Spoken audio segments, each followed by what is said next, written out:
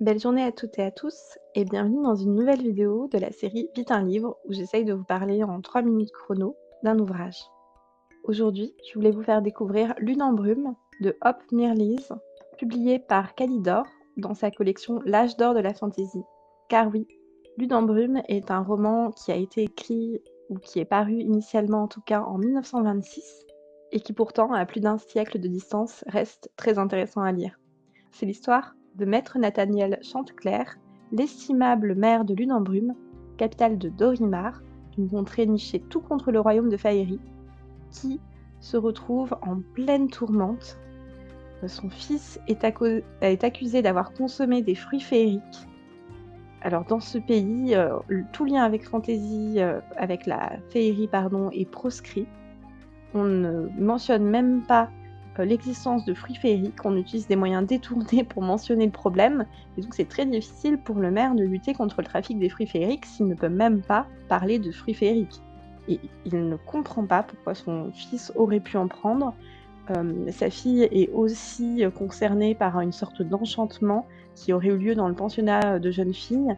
Elle disparaît, son fils va bientôt disparaître lui aussi.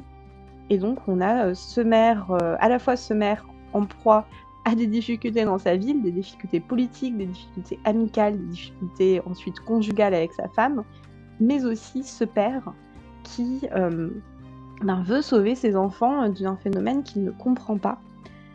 Et lui-même en fait se rend compte qu'il est peut-être atteint d'une sorte de mal étrange en lien avec la féerie, puisqu'il entend une étrange musique depuis qu'il est enfant, ou en tout cas quelque chose l'émeut au plus profond de lui-même, en lien avec une musique étrange.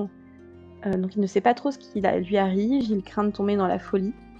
Et donc suivre ses aventures, on est forcément curieux, à la fois face à l'histoire du Dorimar qui se voile la face sur sa proximité avec le royaume voisin de Faerie, à la fois sur le comportement de Nathaniel qui va changer, qui va évoluer tout au long du récit, qui est au début très strict, plein de principes, et qui en fait va faire évoluer ces principes, qui n'en reste pas moins quelqu'un de très éthique, mais qui revoit tout ce qu'on lui a enseigné sous une nouvelle lumière au fur et à mesure que les problèmes émergent autour de lui.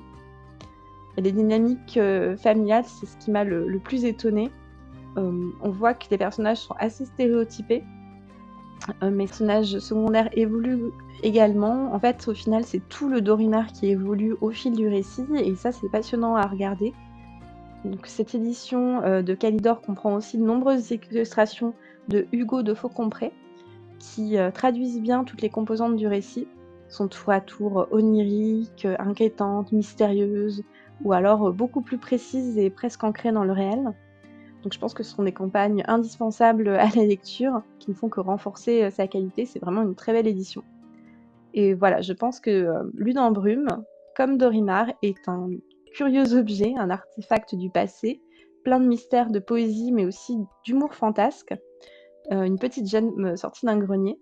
Je pense que c'est un conte qui plaira à tous les amateurs de fantastique et de contes de fées, aussi, ainsi qu'à ceux qui s'interrogent sur l'origine des romans fantasy plus modernes. Donc voilà pour Lune en brume. Je vous mets en description, en barre de description, un lien vers une chronique écrite de ce que je viens de vous dire qui a été publiée sur le site des Chroniques de l'Imaginaire. Un lien aussi vers le site de l'éditeur.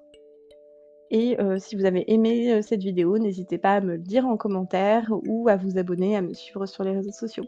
Je vous souhaite à toutes et à tous une très belle journée et de bonnes lectures.